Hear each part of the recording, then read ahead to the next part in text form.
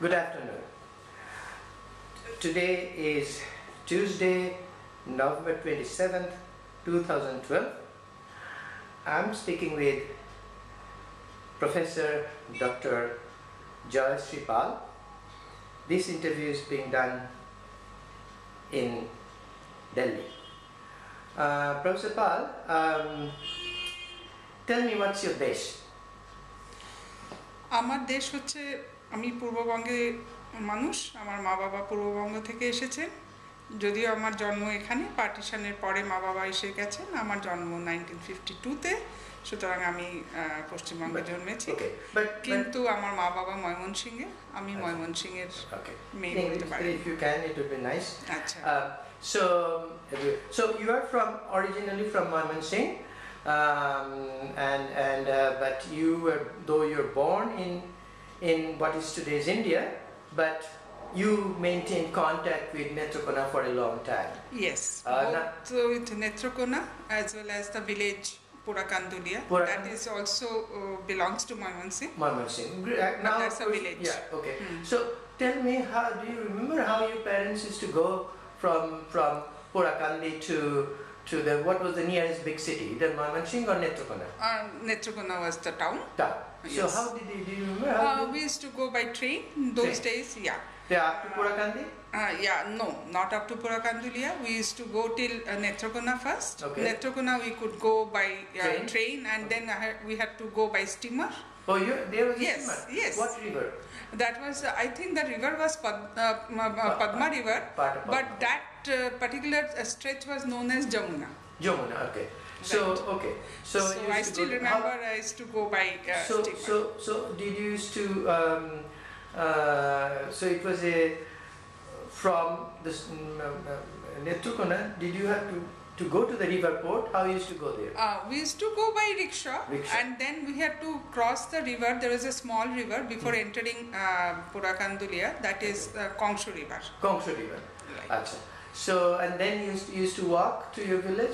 Yes, it was just on the bank of the river, almost at the bank of the river. So how can you tell us how? It was very exciting for me because when they came to know that we are coming, because my father was very popular in the village. So what was his name? What was his name? His name was Otul Chandra Saha. Okay. And he actually did higher studies there, so he was sort of in the elite class. And he was also he also participated in the freedom struggle of India 47 or yes 47 along with Netaji Subhash Bose. Okay.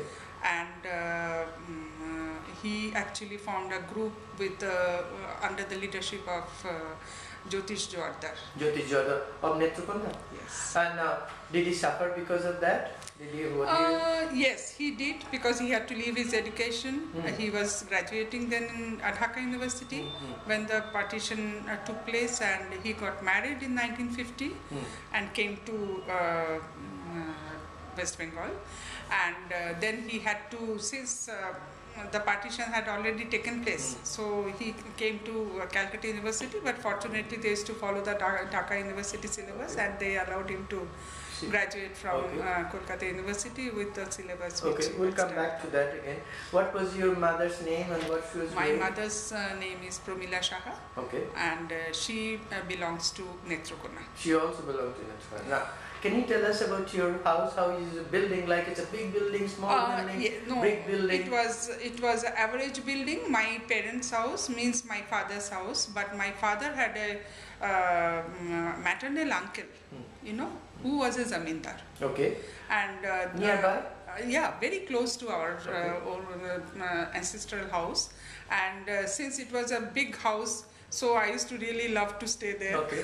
No, but your house, was it a built brick building, dormer building, tin shade roof? It was a tin shade building. Okay. It was a tin shade building. And the wooden side? Yeah, wooden side.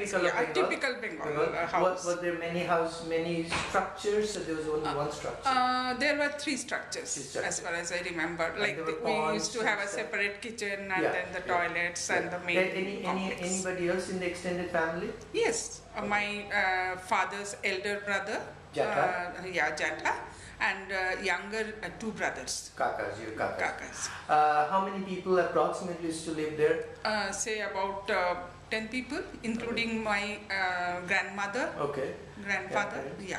Now, how many generations do you think they lived there in the village? They would have lived for a long time. From time zero? Time zero, as far as I remember, yeah.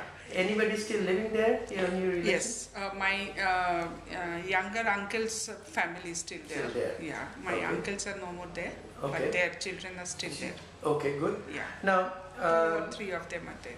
You mentioned that your father had moved in 1952. Why? Do you know?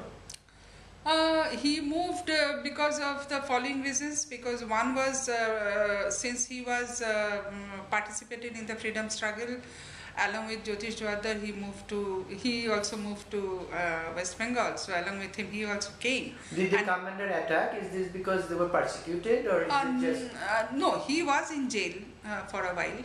Okay, in British time. In British time. But after 47, was there any repercussion on them after? No, not exactly. There was not much repercussion. The main problem with my father's ideology was he was not in favor of the freedom that we got.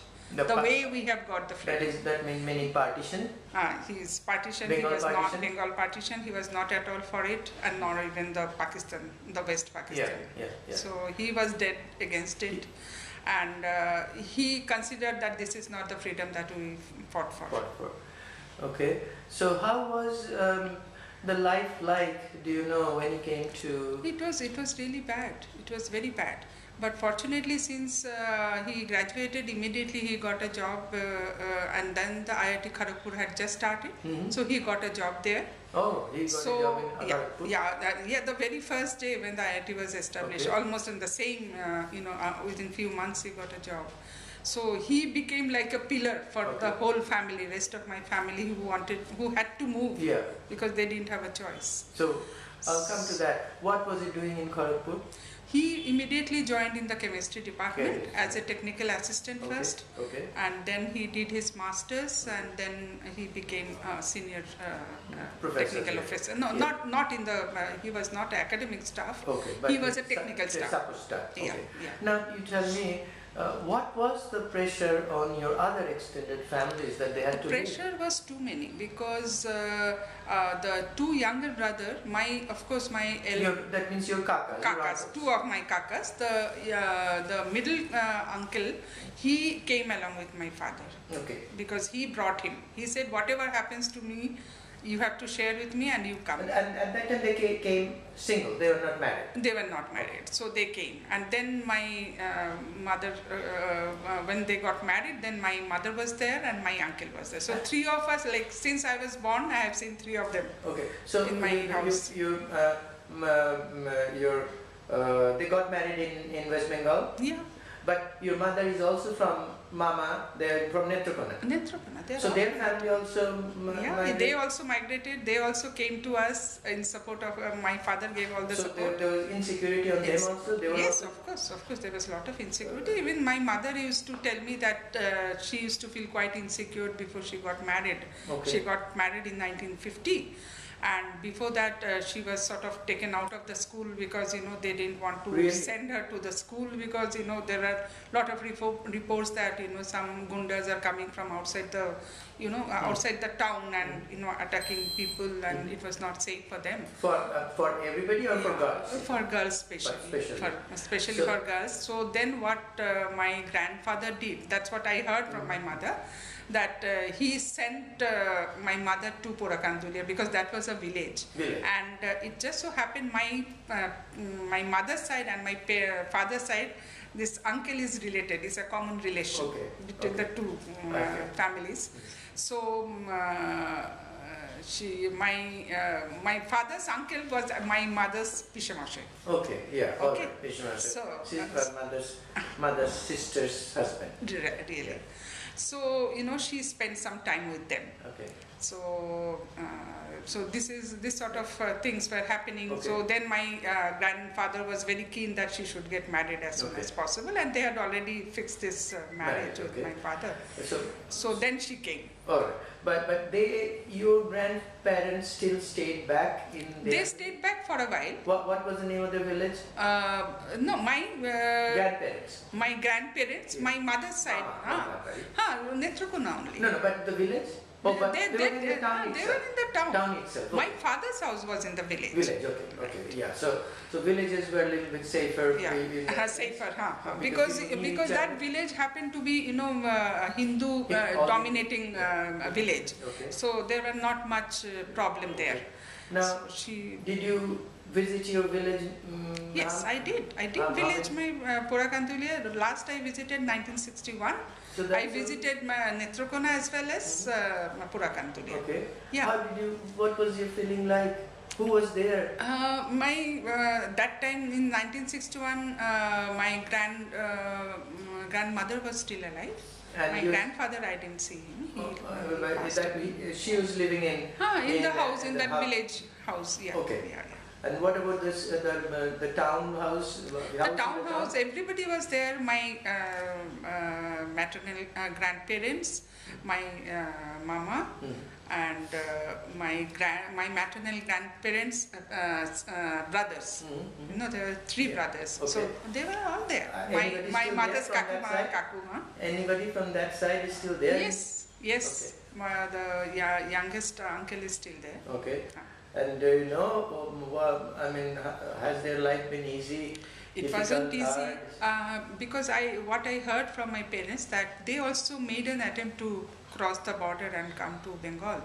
But once they came, they visited this place and they said, we have to leave all our properties and everything, and we don't find this place so comfortable for us. It may take a while to settle down, so let us go back, let us try again if we can survive there. So they went back, took a chance and stayed back. Okay, they're still there.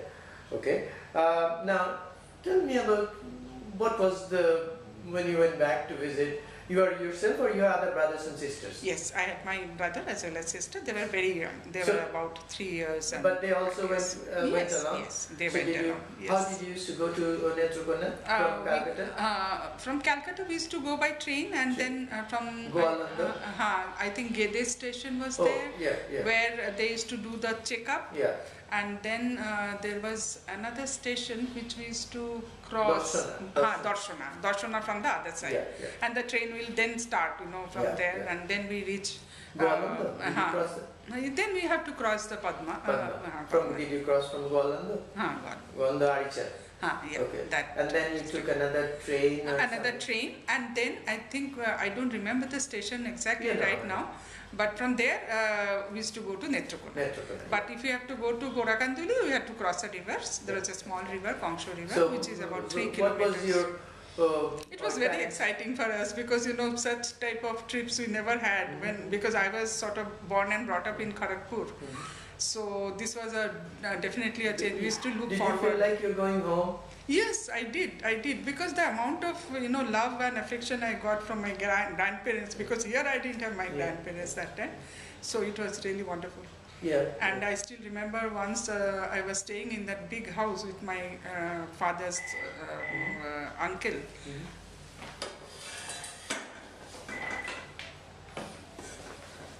So that time it was they had a big house, so I really enjoyed staying there. And once it just so happened I was sleeping with them, and then in the early morning my parents were in the different house, in our ancestral house. I got up early in the morning, and then I started walking. I was about 8 or 9 years old, but I just lost my way. I had to go right, and I just took a left turn, and then I kept on walking all alone, early morning, about maybe 6:30, and then somebody picked me up. They said, "Where are you going?" I said, "I want to go to my house. I want to go to my mother, father." And that person could asked me my father's name. The minute I told that I am Otul's daughter, they immediately knew that my father had come last evening. So they dropped me back to escorted back. That's nice. They escorted me. Good to know. I was in his lap, and as far as I remember, he was a person from the Muslim community who lifted me and brought me back. So do you know what happened to those who left behind in your Purakandi, Purakandi as well as in Netrokona in 71. How did they? They had problems actually. Did they flee? Yes. Did they stay there? They stayed there somehow because Did only they difference cross I to feel. India? I mean, whatever I remember, since the Hindus were, I think the majority of them were a little more educated compared to the other community. Maybe that was one of the reasons that especially in the village environment, they still had So to respect they them. stayed throughout the time. Yes, throughout the they time. didn't come to India. They didn't come. Cross to India. But you wouldn't know, of course, whether they hid in some other places from time to time, because there were attacks in Netrokona also. There were attacks on Netrokona because one of my mother's uncle, once it seems somebody saw that his name was there on the list, whose house will be attacked. So one of his known from the other community only, he came and told him that today I'll take you out of the house because your life is no more safe here. So for that night he took him out. Now, so they had threats, lot of threats. But they were they were saved at least. They were saved. Yes. Now, have you ever thought why minorities like your families were minority in Bangladesh, where Muslims are majority, they couldn't stay, but whereas Muslims who are minority in West Bengal, Hindus are majority, they are able to stay. That means in West Bengal. That means why Hindu minorities had to migrate to West Bengal? It may not be completely true, because if I remember, in my childhood, I have seen even in Kharagpur, or maybe in the other districts of West Bengal, there were problems. But not to that extent. No, but there were hardly any decline, any Muslim fled from West Bengal to Bangladesh. Yes, that did not happen. It was just maybe a very temporary sort of things. There could be unrest or something, but they did. There were a little bit of unrest, and people, I mean, even the Muslims were a little bit scared and all that. But of course, they didn't have to flee. But the Bangladesh Hindus are bad. You ever thought why so? I think the integration that happened in West Bengal was much better. And but to be frank, even with Hindus, I have seen even in Bangladesh, and same, of course not much in West Bengal, but in Bangladesh I have seen that within the Hindu community also there was so much of problems. No, like that may be there. Brahmins, non-Brahmins and all. So that isolation problem was there. But they, the issue is one minority had to flee, the other didn't have to flee. So they are both Bengalis. Both Bengalis. And then we have, so that's what I was coming up to. Now, and my parents strongly feel that this was because of the partition, which could have been avoided. Now, when people ask you these days, what's your home? What do you say? I say that my home is West Bengal only because I am born and brought up here. But my roots are there. My ancestral root is there. So, I'm almost to the end. Do you think Hindus and Muslims live together? Of course. Why not? But then we have to also, compromise on certain things. Which we did not so far. If we compromise on certain things, especially the caste issue and all that. Caste issue, but that's not with the Muslims. That is within internal. It is. I feel that it is not nothing to do with the humanity. It is the political pressure that has created this difference. Okay, all right. I forgot to ask you. Do you remember how large or small was the village? How many people approximately? It was, say about, I guess about 300 people. Was it mostly, was it mixed or all Hindu or all? It was Hindu dominated. So what percentage you think? Let's say maybe 60-40. 60, okay, very nice. So, Is there anything else that you like to add that I didn't ask you? Yeah, I mean, I would love to go back to my ancestral roots, and I would like to see the status right now, if possible, and I look for an opportunity to go and see my village. Very nice. Thank you very much.